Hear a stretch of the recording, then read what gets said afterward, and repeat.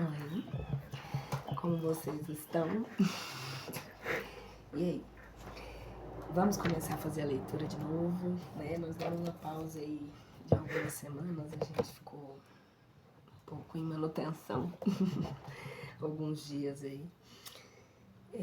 Agora vamos voltar. Hoje nós vamos iniciar o capítulo 5 do livro que a gente parou na leitura do Allan Kardec, Céu e Inferno. O capítulo 5 fala sobre o purgatório. O Evangelho não faz nenhuma menção ao purgatório, que não foi admitido pela Igreja senão ao ano 593. É seguramente um dogma mais racional e mais conforme a justiça de Deus do que o do inferno, uma vez que estabelece penas menos rigorosas e resgatáveis por falta de uma menor gravidade. O princípio do purgatório está, pois, fundado na equidade, porque, comparado à justiça humana, é a detenção temporária, ao lado da condenação e da perpetuidade. O que se pensar de um país que, se não tivesse senão a pena de morte para os crimes e os mais simples delitos? Sem o purgatório, não há para as almas senão duas alternativas extremas: a felicidade absoluta ou o suplício eterno. Nessa hipótese, em que se tornam as almas culpadas por faltas nessa hipótese em que se tornam as almas culpadas somente por faltas leves, ou elas participam da felicidade dos eleitos sem serem perfeitas, ou sofrem castigo dos maiores criminosos sem terem feito muito mal, o que não seria nem justo e nem racional. 2. Mas a noção do purgatório deveria necessariamente ser incompleta. É por isso que, não conhecendo senão a pena do fogo, fez-se dele um diminutivo do inferno. As almas aí também ardem, mas num fogo menos intenso. Sendo um progresso inconciliável com o dogma das penas eternas, as almas deles não saem senão as almas deles não saem em consequência do seu adiantamento, mas pela virtude das preces que se dizem ou que fazem em sua intenção. Se o primeiro pensamento foi bom, não ocorreu o mesmo com as suas consequências. Se o primeiro pensamento foi bom, não ocorreu o mesmo com as suas consequências, pelo abuso do qual foi a fonte. Através das preces pagas, o purgatório tornou-se a mina mais produtiva do que o inferno. O lugar do purgatório nunca foi determinado, nem a natureza das penas que aí são suportadas foram claramente definidas, e estava reservado à nova revelação preencher essa lacuna, explicando-nos as causas das misérias da vida terrestre, das quais só a pluralidade das existências poderia nos mostrar a justiça. Essas misérias são necessariamente a consequência das imperfeições da alma, porque se a alma fosse perfeita, não cometeria faltas e não teria suas consequências a suportar. O homem que seria sóbrio e moderado em tudo, por exemplo, não seria vítima das doenças que os excessos engrandam. O mais frequentemente é infeliz neste mundo por sua própria falta, mas se é imperfeito é porque eu era antes de vir para a Terra. Nessa explicação, Só um minuto, eu tô meio gaga. Nela, espia não somente as suas faltas atuais, mas as faltas anteriores que não foram reparadas. Ele suporta em uma vida de provas o que fez os outros suportarem em outra existência. As vicissitudes que experimenta são, ao mesmo tempo, um castigo temporário, entre aspas, esse castigo, e uma advertência das imperfeições das quais deve se desfazer, para evitar as infelicidades futuras e progredir no bem. Essas são para a alma as lições da experiência, lições por vezes rudes, mas tão mais aproveitáveis para o futuro quanto deixem a mais profunda impressão. Essas vicissitudes são a ocasião de lutas incessantes que desenvolvem as suas forças e as suas faculdades morais e intelectuais, fortificam-na no bem e das quais ela sai sempre vitoriosa. Se tem a coragem de sustentá-las até o fim, o prêmio da vitória está na vida espiritual, onde entra radiosa e triunfante.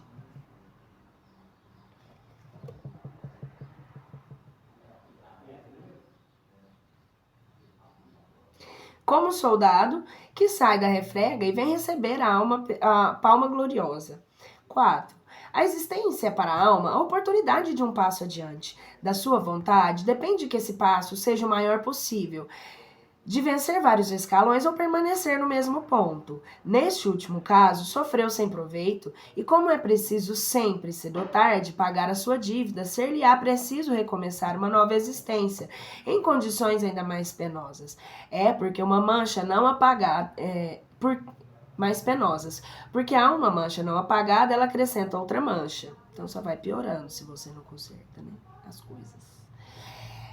Pois, nas encarnações sucessivas que a alma se despoja, pouco a pouco, das suas imperfeições que ela se purga. Em uma palavra, até que esteja bastante pura para merecer trocar os mundos de expiação pelos mundos mais felizes e, mais tarde, esses para gozar da felicidade suprema.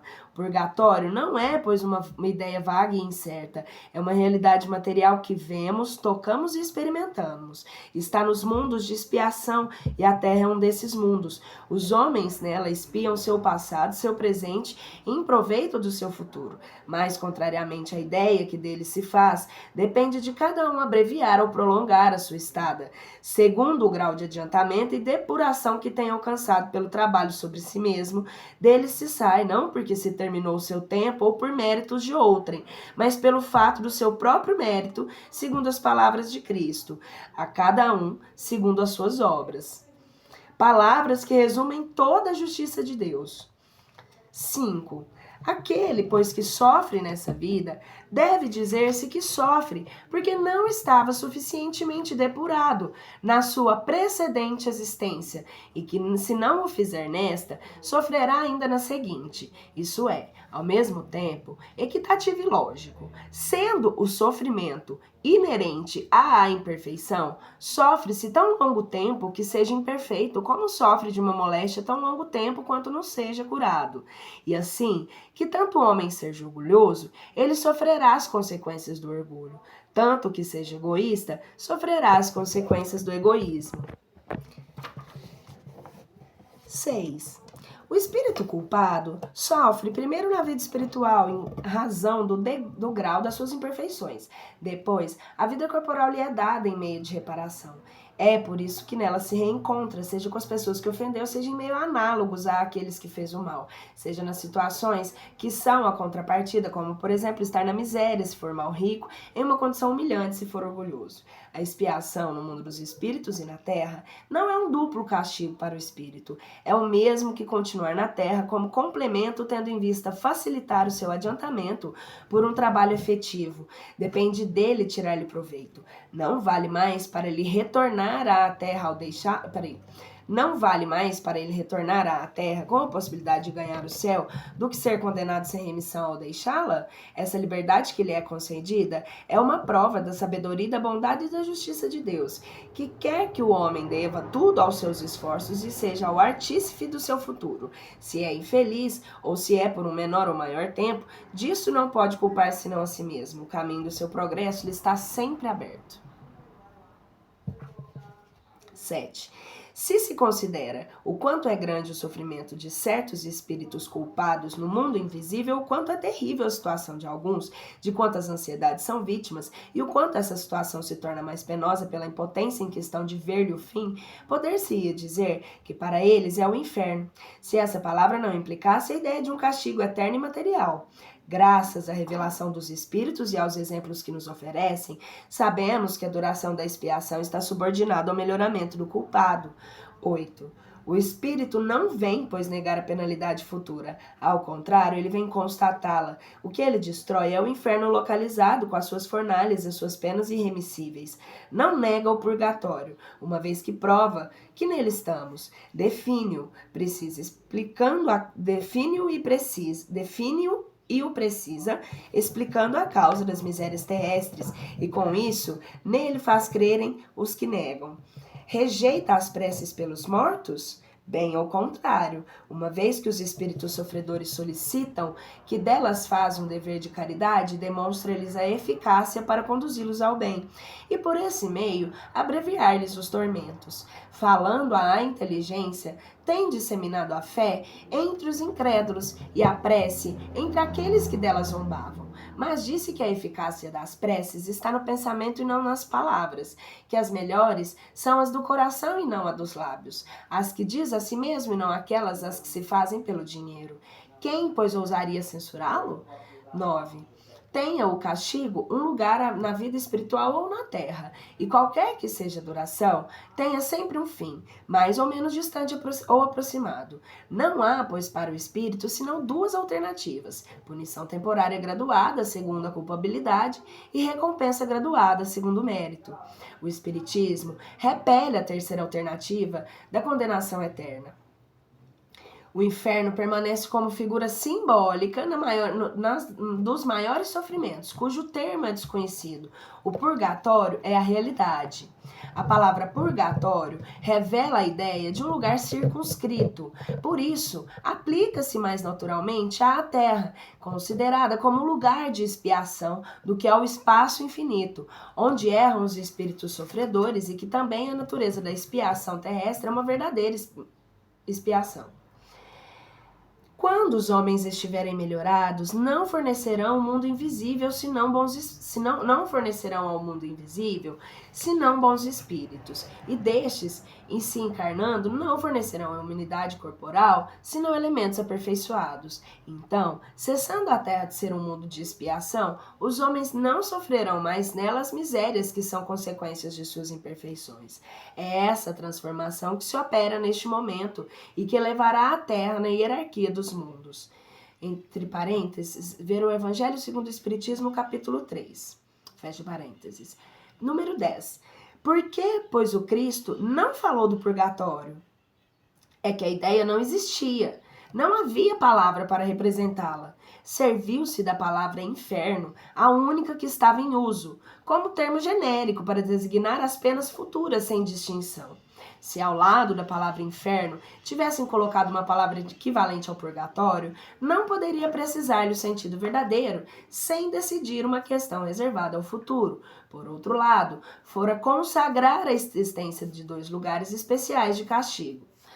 O inferno, na sua acepção geral, revelando a ideia de punição, encerrava implicitamente a do purgatório, que é, senão, um modo de penalidade. O futuro, devendo esclarecer os homens sobre a natureza das penas, deveria, por isso mesmo, reduzir o inferno ao seu justo valor. Uma vez que a Igreja acreditou o dever, depois de 6 séculos, suprir o silêncio de Jesus decretando a existência do purgatório, foi porque pensou que ele não dissera tudo. Porque não seria para outros pontos assim como para este?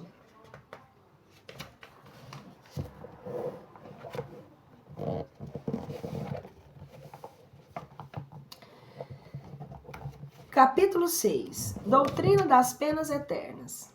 A origem da doutrina das penas eternas. Argumento a favor, impossibilidade material, doutrina das penas que fez na sua época Ezequiel contra a eternidade das penas e o pecado original. A origem da doutrina das penas eternas. Número 1. A crença na eternidade das penas perde cada dia tanto terreno que sem ser profeta, cada um pode prever-lhe o fim próximo. Ela foi combatida com argumentos tão poderosos e tão peremptórios que parece quase supérfluo dela ocupar-se de hoje em diante, e que basta deixá-la morrer aos poucos. Entretanto, não se pode dissimular que, por caduca que seja, é ainda o ponto de reunião dos adversários e das ideias novas, o que defendem com mais obstinação, porque é um dos lados mais vulneráveis e que prevêem as consequências do seu fracasso. Desse ponto de vista, essa questão merece um exame sério. A doutrina das penas eternas, bem como do inferno material, teve por sua razão de ser quando esse temor podia ser um freio para homens pouco avançados intelectual e moralmente. Do mesmo modo que não foram, senão pouco ou nada, impressionados pela ideia de penas morais, não o teriam sido mais pela das penas temporárias. Não compreenderiam mesmo a justiça das penas graduadas e proporcionais, porque não estavam aptos a compreender as mudanças delicadas do bem e o mal, nem o valor relativo das circunstâncias atenuantes ou agravantes. Quanto mais os homens estão próximos do estado primitivo, tanto mais são Isso é o número 3. Quanto mais os homens estão próximos do estado primitivo, tanto mais são materiais. O senso moral é o que se desenvolve neles o mais tardiamente. Por esta mesma razão, não podem fazer senão uma ideia muito imperfeita de Deus e dos seus atributos, e uma não menos vaga da vida futura. Assemelham Deus à sua própria natureza. É para eles um soberano absoluto, tanto mais temível porque é invisível, igual a um monarca despótico oculto em seu palácio, que não demonstra nunca aos seus súditos. Não se mostra nunca aos seus súditos.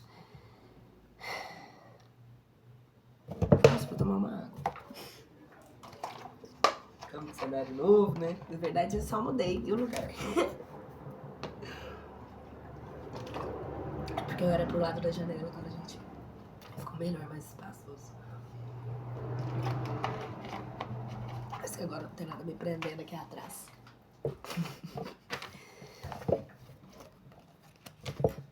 E junto comigo, meu fiel escudeiro Iodinha. Eu amo ele, gente, ele é o animal, viu? É o ser intergaláctico preferido. Vamos lá.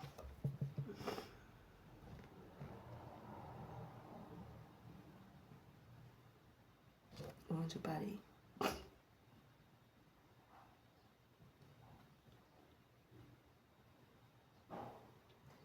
Espera aí, gente.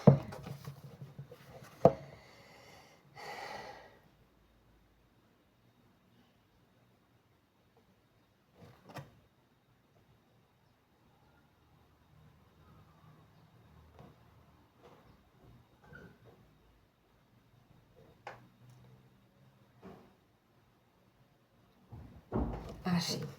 Ele não é poderoso senão pela força material, porque não compreendem a força moral. Não se veem, senão armado do raio, no meio de relâmpagos e tempestades, semeando na sua passagem a ruína da desolação, a exemplo dos guerreiros invencíveis. Um Deus de mansuetude e misericórdia não seria um Deus, mas um ser fraco que não poderia se fazer obedecer. A vingança implacável, os castigos terríveis e eternos não tinham nada em contrário à ideia que faziam de Deus, nada que se lhes repugnasse à razão. Implacáveis, eles mesmos em seus ressentimentos, cruéis para com seus inimigos, sem piedade para com os vencidos, Deus lhe era superior e deveria ser ainda mais terrível. Para tais homens, seriam necessárias crenças religiosas assimiladas à sua natureza ainda rude. Uma religião muito espiritual, toda de amor e de caridade, não poderia se aliar com a brutalidade dos costumes e nas paixões. Não censuremos, pois, a Moisés pela sua legislação draconiana, que teve dificuldade para conter o seu povo indócil, nem de ter feito de Deus um Deus vingativo. Era necessário nessa época. A doce doutrina de Jesus poderia não encontrar eco e teria sido ineficaz. Faz sentido agora Moisés ficar bravo na Bíblia, né? Acalmando até Deus, né? Pra ver se... Fala. É porque eu não supero a história, gente, de Moisés acalmando Deus. Como assim Deus perdoa a paciência, né? Agora fez sentido. Todo o sentido, inclusive. Perdão. 4. À medida que o espírito foi se desenvolvendo, o véu material pouco a pouco dissipou-se e os homens se tornaram mais aptos para compreenderem as coisas espirituais. Mas isso não se chegou, senão gradualmente. Quando Jesus veio, pôde anunciar um Deus clemente, falar do seu reino, que não é deste mundo, e dizer aos homens: amai-vos uns aos outros, fazei o bem àqueles que vos odeiam, ao passo que os antigos diziam olho por olho e dente por dente. Ora, quais eram os homens que viveram ao tempo de Jesus? Eram almas criadas, novas e encarnadas? Se assim fora, Deus teria, pois, criado ao mesmo tempo de Jesus, almas mais avançadas, que ao mesmo tempo de Moisés? Mas então, em que se tornaram essas últimas? Teriam arrastado durante a eternidade no embrutecimento? O simples bom senso recusa essa suposição. Não, eram as mesmas almas que, depois de viverem sobre o império da lei mosaica, haviam, durante várias existências, adquirido conhecimento suficiente para compreenderem uma doutrina mais elevada e que hoje estão bastante avançadas para receberem o conhecimento ainda mais completo.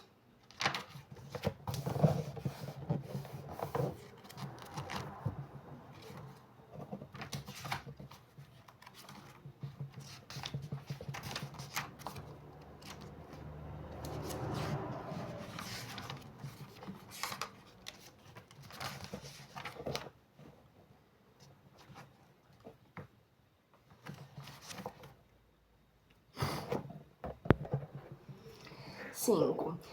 Entretanto, o Cristo não pôde revelar aos seus contemporâneos todos os mistérios do futuro. Ele mesmo disse: teria ainda muitas coisas a vos dizer, mas não compreenderíeis.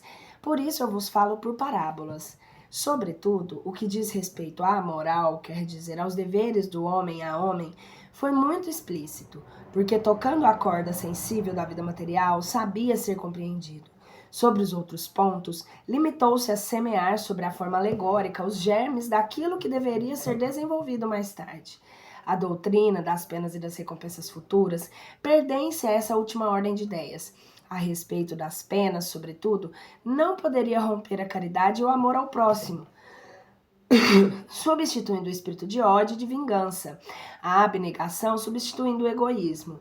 Isto já era muito. Não podia racionalmente abrandar o temor ao castigo reservado aos prevaricadores, sem enfraquecer ao mesmo tempo a ideia do dever.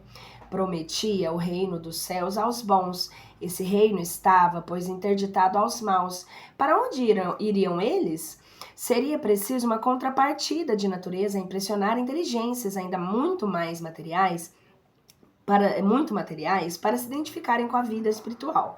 Porque não se deve perder de vista que Jesus se dirigia ao povo, à parte menos esclarecida da sociedade, para a qual seriam necessárias as imagens de alguma sorte, palpáveis e não ideias sutis. Por isso, não entrou a esse respeito em detalhes supérfluos.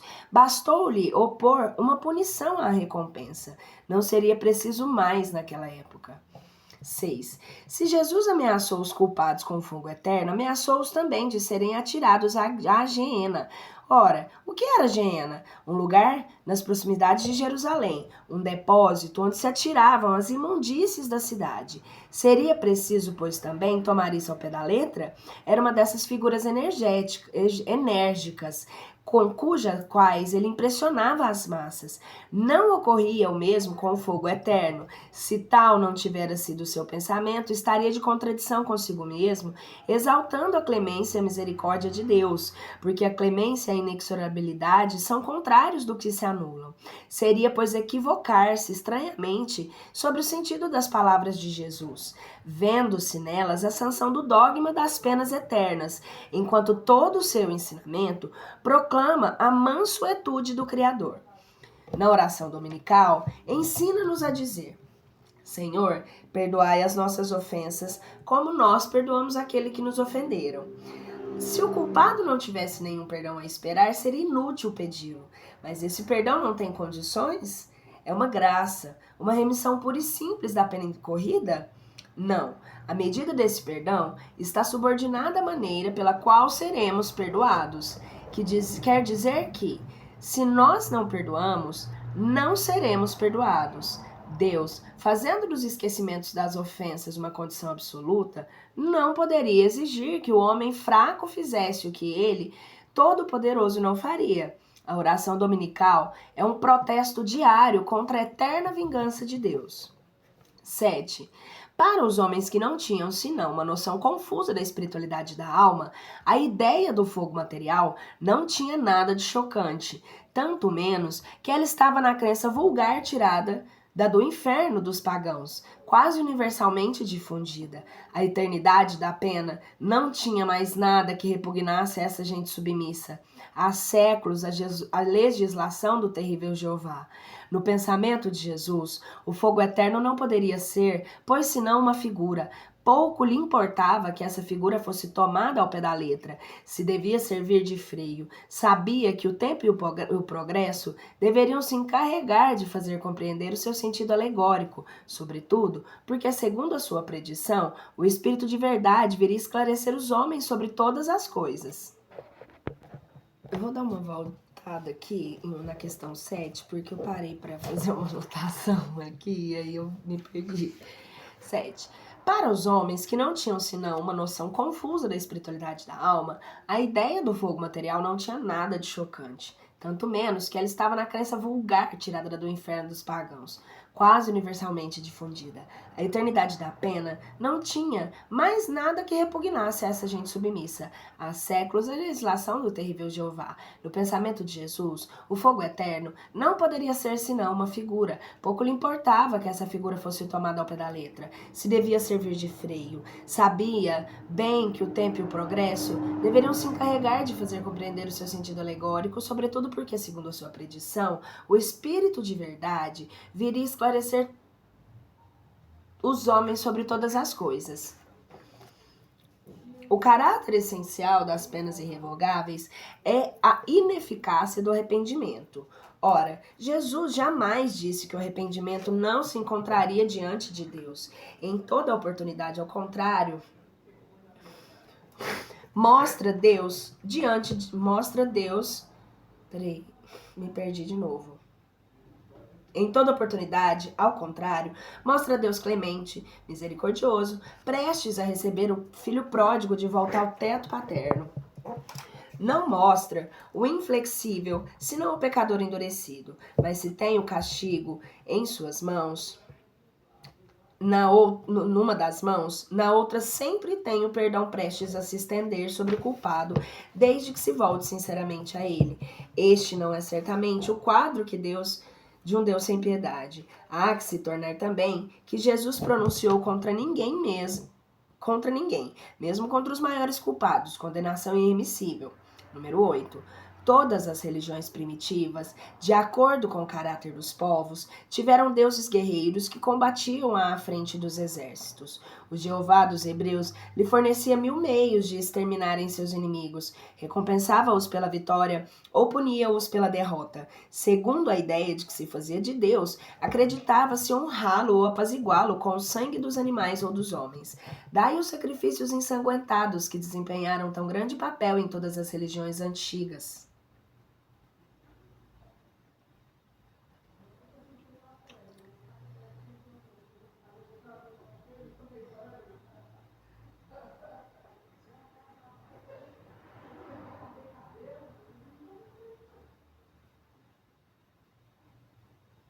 Os judeus haviam abolido os sacrifícios humanos. Os cristãos, malgrado os ensinamentos do Cristo, acreditaram por longo do tempo honrar o Criador entregando por milhares à chama e às torturas aqueles a quem chamavam heréticos. Eram, sob uma outra forma, verdadeiros sacrifícios humanos, uma vez que o faziam para a maior glória de Deus e com o acompanhamento das cerimônias religiosas.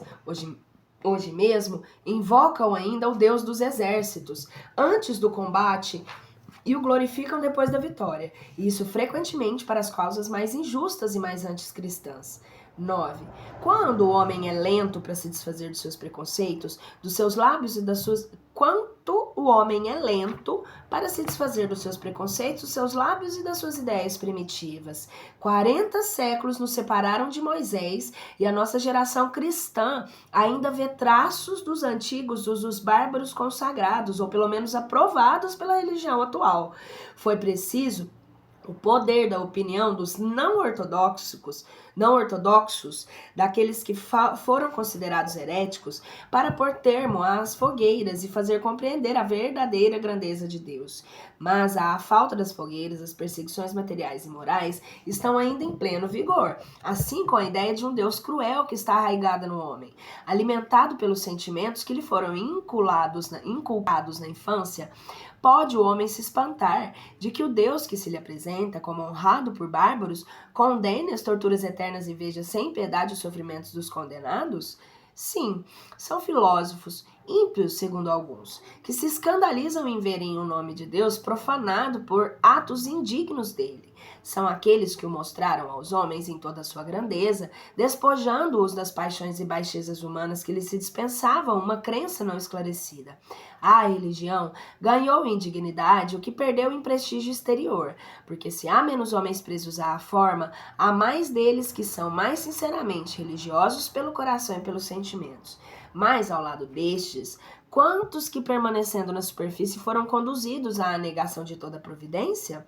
Por falta de ser considerado oportunamente as crenças religiosas em harmonia com o progresso da Incredulidade absoluta, entre outros, o panteísmo, quer dizer que o homem fez a si mesmo na falta de ver um bastante perfeito. Argumentos a favor das penas eternas. 10. Voltemos ao dogma da eternidade das penas. O principal argumento que invoca em seu favor é este. Está admitido entre os homens que a gravidade da ofensa é proporcional à qualidade do ofendido. Aquela que é cometida contra um soberano, sendo considerada mais grave que aquela que não concerne senão a um simples súdito, é punida mais severamente. Ora, Deus é mais do que um soberano. Uma vez que é infinito, a ofensa contra ele é infinita e deve ser um castigo infinito, quer dizer, eterno. Refutação. Toda refutação é um raciocínio que deve ter o seu ponto de partida numa base sobre a qual se apoie. Premissas em uma palavra. Tomemos essas premissas nos próprios atributos de Deus. Deus é único, eterno, imutável, imaterial, todo-poderoso, soberanamente justo e bom em todas as suas perfeições. É impossível conceber Deus de outra forma que não seja o infinito das perfeições, sem o que não seria Deus, porque se poderia conceber um ser possuidor do que lhe faltasse.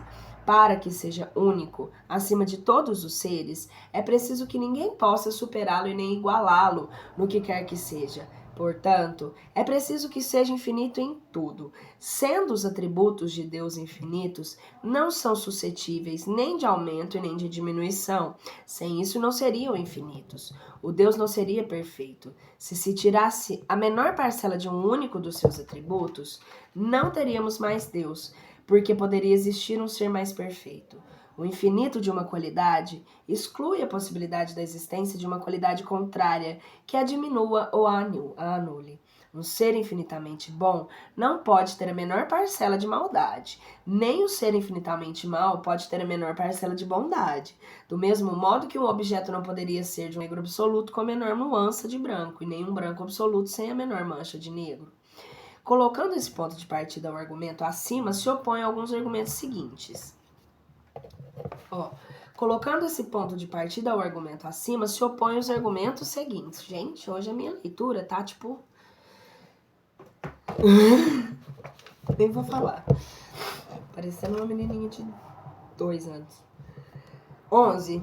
Só o ser infinito pode fazer alguma coisa infinita. O homem, estando limitado em suas virtudes, em seus conhecimentos, em seu poder, em suas aptidões, na sua existência terrestre, não pode produzir senão coisas limitadas. Se o homem pudesse ser infinito naquilo que faz de mal, seria igualmente naquilo que faz de bem.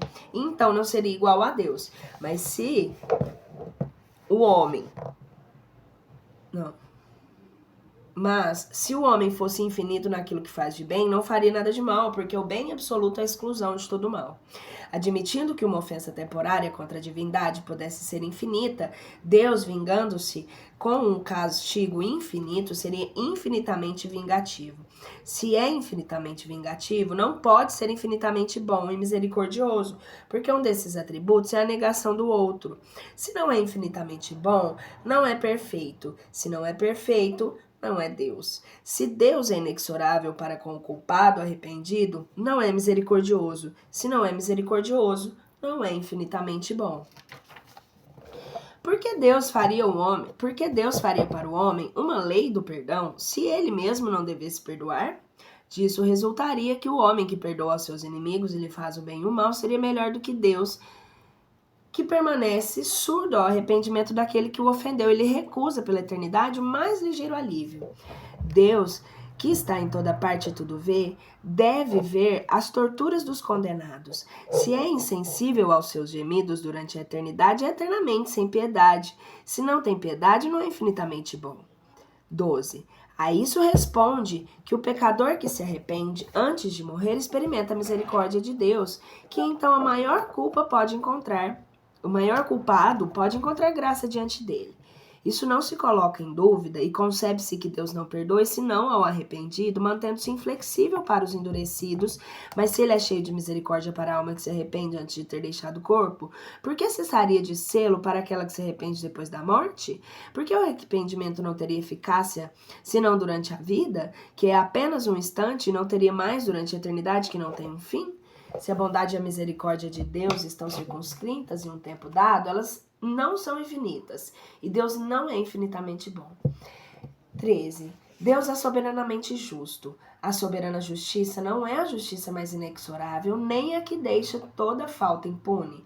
É aquela que tem a conta mais rigorosa do bem e do mal, que recompensa o que pune, o outro mais equânime proporção e nunca se engana. Se para uma falta temporária, que sempre é o resultado da natureza imperfeita do homem, frequentemente do meio onde se encontra, a alma pode ser punida eternamente, sem esperança de alívio e de perdão.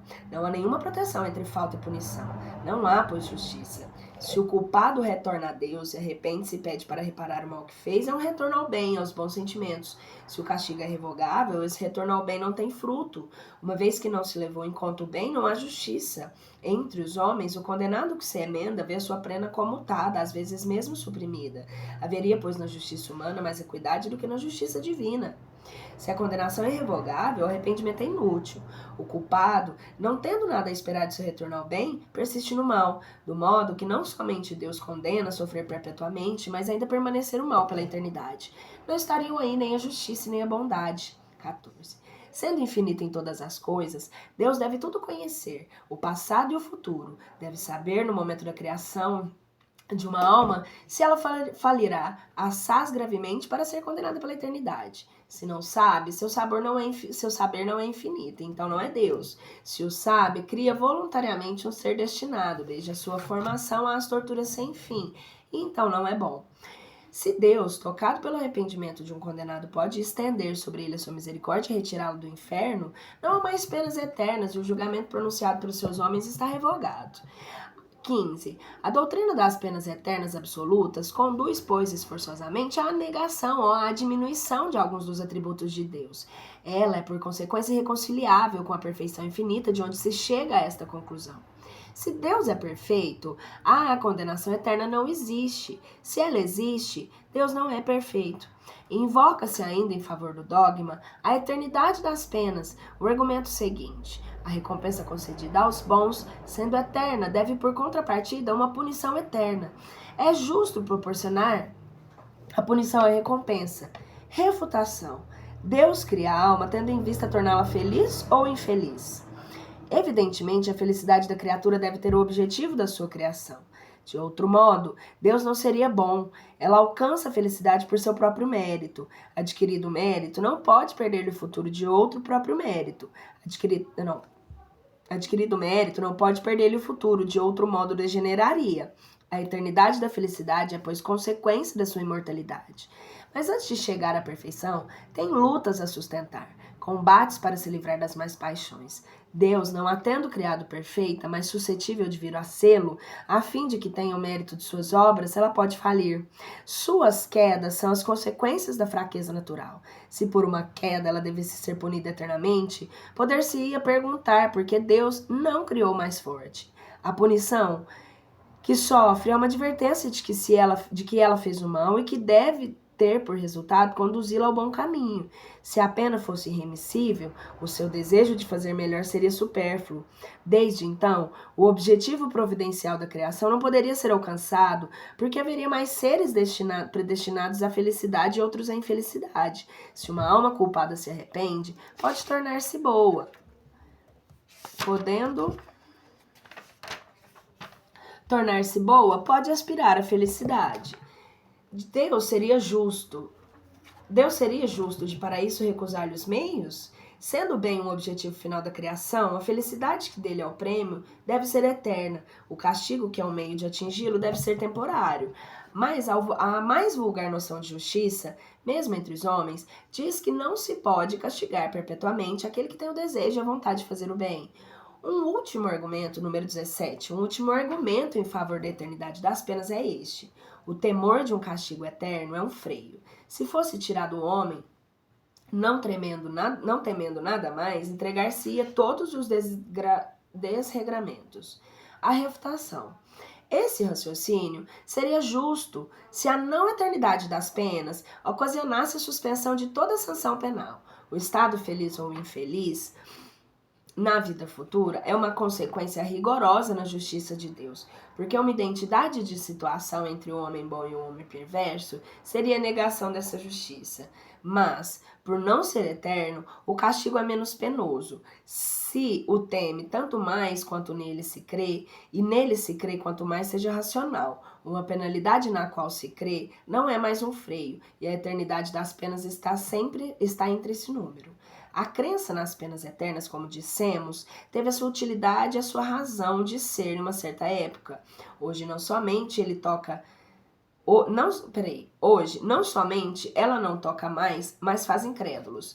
Antes de colocá-la como uma necessidade, seria preciso demonstrar-lhe a realidade. Seria preciso, sobretudo, que se visse a sua eficácia sobre aqueles que preconizam e se esforçam em demonstrá-la. Infelizmente, entre estes, muitos provam, por seus atos, que não estão nada amedrontados com elas.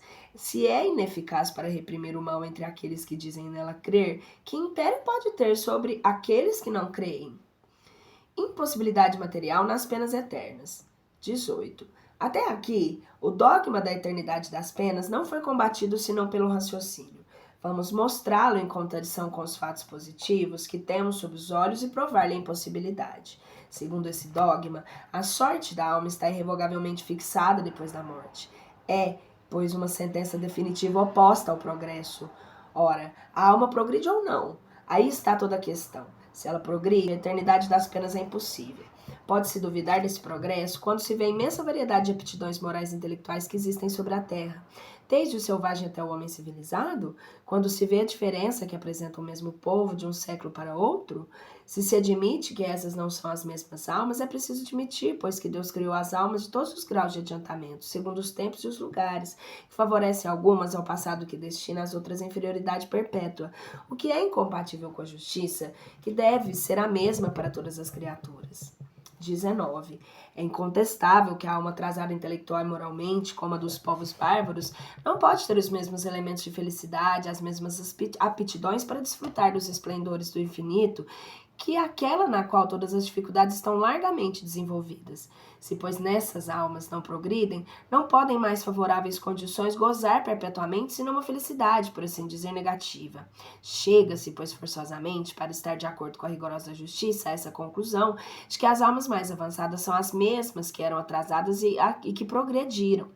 Mas aqui tocamos na grande questão da pluralidade das existências, como único meio racional de resolver a dificuldade. Entretanto, dela faremos absorção e reconsideraremos a alma em uma só existência. 20. Eis como se vê tanto um jovem de 20 anos ignorante de instintos viciosos, negando Deus e sua alma, entregando-se à desordem e cometendo toda espécie de faltas. Entretanto, ele se encontra em um meio favorável. Trabalha, instrui-se pouco a pouco e se corrige. Finalmente, torna-se piedoso. Não é um exemplo palpável dos progressos da alma durante a vida e não se vê em todos os dias casos semelhantes? Este homem morre santamente em uma idade avançada e naturalmente a sua salvação está assegurada. Mas qual teria sido a sua sorte se um acidente o tivesse feito morrer 40 ou 50 anos mais cedo? Ele estava em todas as condições necessárias para ser condenado. Ora, uma vez condenado, todo progresso estaria detido. Eis, pois, um homem salvo porque viveu longo tempo e que, segundo a doutrina das penas eternas, teria se perdido para sempre se tivesse vivido menos. O que poderia resultar de um acidente fortuito? Desde que sua alma pôde progredir em um tempo dado, porque não poderia progredir no mesmo tempo depois da morte, se uma causa independente da sua vontade lhe impediu de fazê-lo durante a sua vida? Por que Deus ter-lhe-ia recusado os meios? Seu arrependimento teria sido infrutífero pela eternidade e a sua aptidão para progredir o destituiria para sempre. Ou seja, gente, morreu de lá, também continua estudando, dá para evoluir, para voltar, tá? 21. O dogma da eternidade absoluta das penas é, pois, inconciliável com o progresso da alma, uma vez que a ele oporia um obstáculo inconcebível. Esses dois princípios se anulam forçosamente um pelo outro. Se um existe, o outro não pode existir. Qual dos dois existe? A lei do progresso é patente. Não é uma teoria, é um fato constatado pela experiência, é uma lei natural, lei divina imprescritível. Uma vez, pois que ela existe e que não pode se conciliar com a outra, é que a outra não existe. Se o dogma da eternidade das penas fosse uma verdade, Santo Agostinho, São Paulo e muitos outros não teriam jamais visto o céu se tivessem morrido antes do progresso que lhes trouxe a conversão. A esta última assertiva, responde-se que a conversão desses santos personagens não foi resultado do progresso da alma, mas da graça que lhes foi concedida e pela qual foram tocados. Mas aqui é fazer um jogo de palavras. Se fizeram o mal e mais tarde o bem, é que se tornaram melhores, então progrediram. Deus lhes teria, pois, um favor especial concedido à graça de se corrigirem? Porque a eles e não aos outros? É sempre a doutrina dos privilégios incompatível com a justiça de Deus e seu amor igual para com todas as criaturas. Segundo a doutrina espírita, de acordo com as próprias palavras do Evangelho, com a lógica e mais rigorosa justiça, o homem é filho de suas obras, durante esta vida e depois da morte. Não deve nada ao favor. Deus o recompensa pelos seus esforços e pune-o pela sua negligência, ao longo do tempo, quanto seja negligente. A doutrina das penas eternas fez a sua época. A crença na eternidade das penas materiais permaneceu como temor salutar até que os homens estivessem no estado de compreenderem a força moral. Tal como as crianças que se contêm durante um tempo pela ameaça de certos quiméricos, com a ajuda dos quais eles se assustam, mas chega um momento em que a razão da criança por si mesma faz justiça aos contos com os quais foi embalada, tornando-se absurdo pretender dirigi-las aos meus meios. Sem aqueles que a dirigem persistirem em afirmar-lhe que as fábulas são verdades e que deve tornar ao pé da letra, perderão a sua confiança. Assim ocorre hoje com a humanidade. Ela saiu da infância, sacudiu as suas andadeiras. O homem não é mais esse instrumento passível que se curvava sobre a força material e nem esse ser incrédulo que aceitava tudo de olhos fechados. A crença é um ato, 23. A crença é um ato do entendimento, por isso não pode ser imposta. Se durante o certo período da humanidade o dogma da eternidade das penas pôde ser inofensivo, salutar mesmo, chega o momento de tornar-se perigoso. Com o efeito desse instante, em que o imponhais como verdade absoluta, quando a razão o repele, disso resulta necessariamente de duas coisas uma.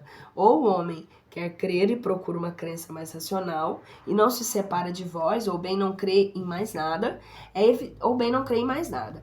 É evidente que, para quem estudou, que a questão a sangue frio, que em nossos dias o dogma da eternidade das penas fez mais materialistas e ateus que todos os filósofos.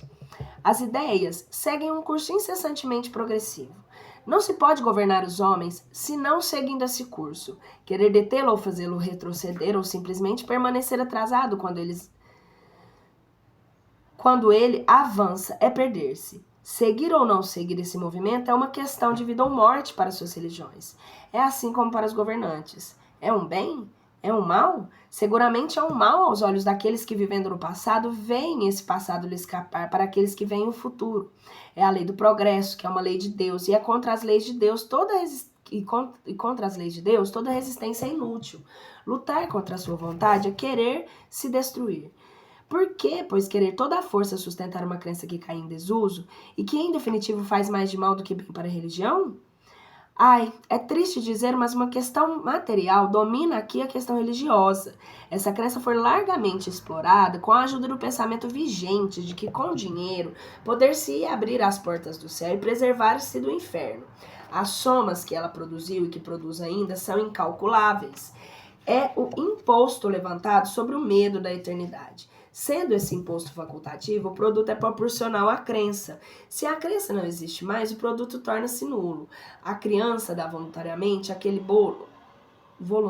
seu bolo àquele que lhe promete livrá-la do lobisomem. Mas quando a criança não crê mais no lobisomem, ela guarda o seu bolo. 24. A revelação dando ideias mais sensatas da vida futura e provando que se pode chegar à salvação pelas próprias obras, deve encontrar uma oposição tão mais viva quanto mais seca e uma fonte importante receita. Assim ocorre cada vez que uma descoberta ou uma invenção vem mudar os hábitos. Aqueles que vivem dos antigos usos custosos os enaltecem e desacreditam os novos mais econômicos. Crê-se, por exemplo, que a imprensa, malgrado os serviços que deveria prestar à humanidade, deva ter sido aclamada pela numerosa classe dos copistas? Não, certamente. Eles deveram maldizê-la. Assim deve ter sido com as máquinas, as estradas de ferro e sem outras coisas. Aos olhos dos incrédulos, o dogma da eternidade das penas é uma questão inútil, da qual se riem. Aos olhos do filósofo, tem uma gravidade social pelos abusos aos quais se dá lugar. O homem verdadeiramente religioso vê a dignidade da religião interessada na destruição desses abusos e da sua causa. Ezequiel contra a eternidade das penas e o pecado original. Questão 25. Aqueles que pretendam encontrar na Bíblia a justificativa da eternidade das penas podem se opor aos textos contrários que não deixam nenhuma ambiguidade. As palavras seguintes de Ezequiel são a negação, a mais explícita não somente das penas irremissíveis, das responsabilidades que da falta do pai do gênero humano que teria feito pesar sobre a sua cabeça. 1. O Senhor me fala de novo e me diz: de onde vem o uso dessa palavra entre vós e consagrada proverbialmente Israel? Os pais, dizeis, comeram uvas verdes e os dentes dos filhos se irritaram com elas? Eu juro por mim mesmo, disse o Senhor Deus, que essa parábola não passará mais entre vós, como provérbios em Israel. Que todas as almas que estão para mim, a alma do filho está para mim, assim como a alma do pai. A alma do pai que pecou morrerá ela mesma. Se um homem é justo, ela age segundo a equidade e a justiça. Se ele não se entristece nem oprime ninguém, se retorna ao seu devedor o penhor que lhe dera, se não toma nada do bem de outro por violência, se dá de seu pão àquele a usura e não recebe mais do que dera, se afasta sua mão da iniquidade, se dá um julgamento equitativo entre os homens que demandam juntos, se caminha no caminho dos meus preceitos e guarda as minhas ordenações para atingir segundo a verdade, este é justo e viverá, muito certamente, disse o Senhor Deus. Se o homem tem um filho que seja um ladrão e que derrama sangue ou que comete alguma dessas faltas, este filho morrerá muito certamente, uma vez que todas essas ações detestáveis de seu sangue estarão sobre a sua cabeça. Se esse homem tem um filho que, vendo todos os crimes que seu pai cometera por causa deles, esteja tomado de medo e guarde o bem a imitá-lo, este não morrerá por causa da iniquidade do seu pai, mas viverá muito certamente. Se seu pai que o oprimira, os outros por meio de calúnias e que cometer ações criminosas no meio de seu povo, está morto por causa da sua própria iniquidade. Se dizeis, por que o filho não carrega a iniquidade do seu pai? É porque tem o filho agido segundo a equidade e a justiça, que tem guardado todos os meus preceitos e que tem praticado. É porque viverá muito certamente. A alma que pecou morrerá ela mesma. O filho não carregará a iniquidade do pai, e o pai não carregará a iniquidade do filho. A justiça do justo estará sobre ele, a impiedade do ímpio estará sobre ele. Se o ímpio fez penitência de todos os pecados que tinha cometido, se guarda todos os meus preceitos e se age segundo a equidade e a justiça, viverá certamente e não morrerá. Não me lembrarei mais de todas as iniquidades que ele tinha cometido. Viverá nas obras da justiça que tiver feito. É que quero a morte do ímpio? Diz o Senhor. É que quero a morte do ímpio? Diz o Senhor Deus. Não quero antes que se converta e se retire do seu mau caminho, que viva. Ezequiel, capítulo 18. Diz ele essas palavras: juro por mim mesmo, disse o Senhor Deus, que não quero a morte do ímpio, mas que quero que o ímpio se converta, que deixe o seu mau caminho e que viva. Ezequiel capítulo 33, versículo 11. Paramos por aqui. Amanhã voltamos ao capítulo 7.